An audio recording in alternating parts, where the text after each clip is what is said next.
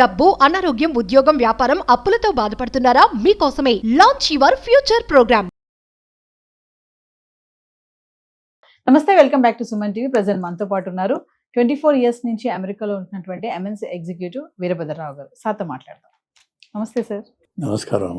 Sir, ఇప్పుడు అమెరికాలో ఉంటున్నటువంటి సిటిజన్స్ కి వాళ్ళ పార్ట్నర్ కనుక రావాలి అంటే మరి గ్రీన్ కార్డ్ అనేది ఎంతవరకు ఈజీ అంటారు? ఆ ప్రాసెస్ ఎలా ఉంటుంది? వస్తుందా అక్కడ ఉన్నటువంటి సిటిజన్స్ కి వాళ్ళ స్పాస్ కి గ్రీన్ కార్డ్ అనేది? అమెరికా రావడానికి, అమెరికాలో సెటిల్ అవడానికి ఒక దారి ఏమో ఎంప్లాయ్మెంట్ బేస్డ్ ఇమిగ్రేషన్ అంటాం. సో ఉద్యోగం ఉంది నాకు కాబట్టి H1B, L1 రకరకాల అందులో వెళ్తాం. ఇంకొకటి వచ్చేసి ఫ్యామిలీ బేస్డ్ ఇమిగ్రేషన్. సో ఇప్పుడు నేను అమెరికన్ సిటిజన్ని, మా అన్నదమ్ములకు కానీ, ఒకవేళ మా అమ్మ నాన్న బతుకుంటే వాళ్ళకి కానీ డైరెక్ట్ రిలేషన్స్ ఎవరైతే ఉంటారో వాళ్ళకి నేను వీసా స్పాన్సర్ చేయొచ్చు. అయితే ఇప్పుడున్న వెయిట్ పీరియడ్ ప్రకారం అలాంటి ఫ్యామిలీ బేస్డ్ వీసాస్ ఒక 12-13 ఏళ్ళు అవుతున్నాయి. బట్ వాళ్ళకి 12 ఏళ్ళ తర్వాత డైరెక్ట్గా గ్రీన్ కార్డ్ వచ్చేస్తుంది. మళ్ళీ ఈ ఎంప్లాయ్మెంట్ బేస్డ్ స్ట్రక్చర్స్ ఉండవు అన్నమాట. సో అదొక దారి. దాంట్లో యంగర్ వర్షన్లో ఇప్పుడు మా అబ్బాయి ఉన్నాడు, ఇతను అమెరికన్ సిటిజన్. వాడికి ఎవరన్నా ఇండియాలో ఒక అమ్మాయి నచ్చింది, లేకపోతే వేరే కంట్రీ నుంచి ఒక్కొక్క అమ్మాయి నచ్చింది, who is not an American. So once you get married to an American guy can apply. In fact ఫియాన్సీకి కూడా అప్లై చేయొచ్చు, not only wife. But let's say wife అనుకుందాం. వైఫ్కి మీకు వ్యాలిడ్గా మ్యారేజ్ అయిన certificate, photos, documentation, proof, videos అన్నీ మనం తయారు చేసి అప్లై చేస్తాం. చేసినప్పుడు వాళ్ళకి అగైన్ ఫస్ట్ వాళ్ళకి ఇచ్చేది ఏంటంటే గ్రీన్ కార్డ్. సో ఈ మ్యారేజ్ ద్వారా వెళ్ళినందుకు వాళ్ళకి వచ్చిన గ్రీన్ కార్డు 3 ఏళ్ల వరకు వాళ్ళ దగ్గర ఉన్నట్టయితే, వాళ్ళ స్టేటస్ మెయింటైన్ చేసుకుంటే 3 ఏళ్ల తర్వాత ఈ మ్యారీడ్ వ్యక్తి వాళ్ళు సిటిజన్షిప్కి అప్లై చేసుకోవచ్చు.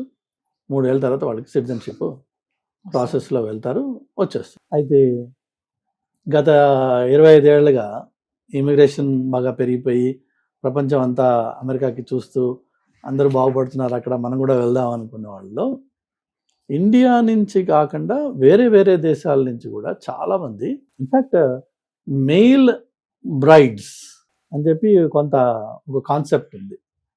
అటు స్లోవేనియా అని, రష్యన్ కంట్రీస్ నుంచి చాలా అందంగా ఉంటారు అమ్మాయిలు.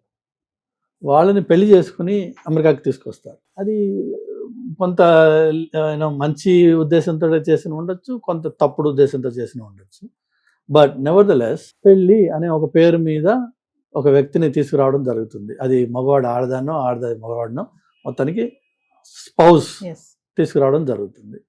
ఇంతకుముందు దీనికి మొత్తం డాక్యుమెంటేషన్ సబ్మిట్ చేసేస్తే 95% ఆఫ్ ద కేసెస్ ఆ డాక్యుమెంట్ బేసిస్ తోటి అప్రూవ్ అయిపోయాయి. చివరిలో ర్యాండమ్ కేసుల్లో ఒక ఇంటర్వ్యూ ఉండేది. ఆ ఇంటర్వ్యూ అయిన తర్వాత ఇదిగో నీకు వారంలో వస్తుందో, నెలలో వస్తుందో, మొత్తానికి పొమ్మనేవాళ్ళు, ఇంటికి గ్రీన్ కార్డ్ వచ్చేసారు. ఇప్పుడు ఉన్న పరిస్థితులు ఎలా ఉందంటే, ఇది ఆటోమేటిక్గా వీళ్ళు ఏదో పెళ్లి చేసుకుని వచ్చి అప్లై చేసినంత మాత్రాన నువ్వు వాళ్ళని ఆ కాగితాల బేసిస్ తోటే నమ్మేసి వాళ్ళకి గ్రీన్ కార్డ్ ఇవ్వాల్సిన అవసరం లేదు. ఆపండి. అంటే పెళ్లి చేసుకుంటే సరిపోదు. పెళ్ళి అనే తంతు, ఇప్పుడు ఇది పెళ్ళి నిజమైందా కాదా, గ్రీన్ కార్డు కోసం చేసుకున్న పెళ్ళా, నిజమైన పెళ్ళా, అది కన్ఫర్మ్ చేసుకున్న తర్వాతనే మేము ఇస్తాము. నిజమైన పెళ్ళి అయితే నువ్వు వరి అవ్వాల్సిన అవసరం లేదు.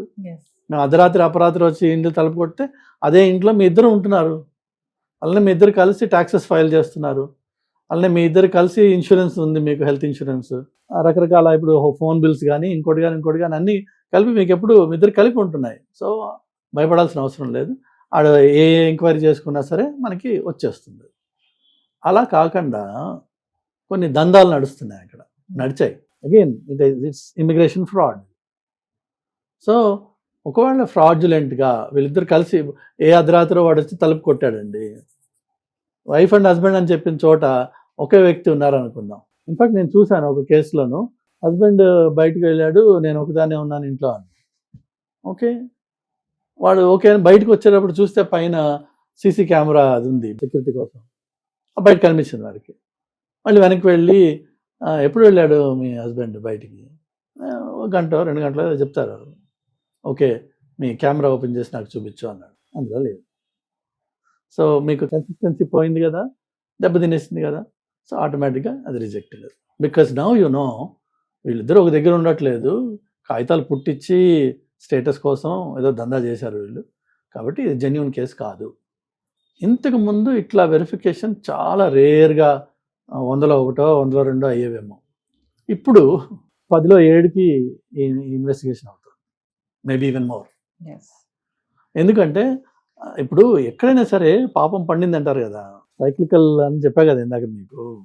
అది ఈ ప్రాక్టీసెస్ సొసైటీస్ని కుళ్ళబెట్టేసిన తర్వాత ఆ కంపు అందరికీ కొడుతుంది.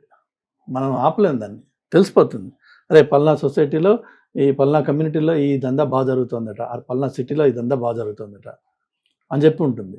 ఇన్ఫ్యాక్ట్ మన రీసెంట్గా సౌత్లో ఒక స్టేట్లో ఒక పర్టికులర్ హోటల్ నుంచి ఈ చక్కగా లోకల్ వాళ్ళందరూ కలిసి ఆర్కెస్ట్రేట్ చేసి ఈ దందా నడిపించారు, పెళ్ళిళ్ళ దందా. అది ఫైనలీ పట్టుబడ్డది, చాలామంది అరెస్ట్ అయ్యారు, అందులో మన వాళ్ళు కూడా ఉన్నారు. సో ఎక్కడెక్కడైతే ఈ ఈ బాగా కుళ్ళిపోతుందో సిస్టమ్, తప్పదు మరి, ప్రక్షాళన జరగాలి. అది అందులో ఏంటంటే ఇప్పుడు మన వాళ్ళ నొప్పి ఏంటంటే ఇప్పుడు జెన్యున్ వాడు కూడా దాంట్లో నెట్లో పడిపోతాడు, వాడు వెయిట్ చేయాల్సి వస్తుంది. ఓకే, వెయిట్ చేద్దాం. ఇప్పుడు మనం జెన్యున్ అనుకోండి, ఆల్రెడీ కలిసే ఉంటున్నాం, నిన్న ఆ కాగితం ఒక్కటే ఆపదుగా. ఇంకొక తలనొప్పి ఏంటంటే ఒకవేళ ఆ స్పౌస్, అమ్మాయో అబ్బాయో ఇండియాలో ఉన్నారనుకోండి, వాళ్ళని తీసుకురావాలి కదా, అక్కడ ఏమైనా డీలేస్ అయ్యే అవకాశం ఉంటుంది because of this whole mess. తప్ప రిజెక్ట్ చేయరు. అంటే ఇప్పుడు ఏదో ర్యాండమ్గా రీజన్ లేకుండా బేస్లెస్గా రిజెక్ట్ చేయరు కూడా. ఏదో ఒక బేసిస్ ఉంటుంది ఒకటి. మన డాక్యుమెంటేషన్ ఇన్యాక్యురేట్ అనుకోండి, ఆటోమేటిక్గా మనదే తప్పది, డాక్యుమెంటేషన్ సరిగ్గా చేయలేదు. డాక్యుమెంటేషన్ సరిగ్గా చేయండి, మంచి లాయర్ని ఎంగేజ్ చేయండి, అన్నీ క్లియర్గా వాడు అడిగిన దానికంటే ఎక్కువ ప్రూఫ్లు వాళ్ళకి ఇవ్వండి. వాడు అర్ధరాత్రి వస్తానంటాడు, అపరాత్రి వస్తానంటాడు, వెరిఫై చేస్తానంటాడు.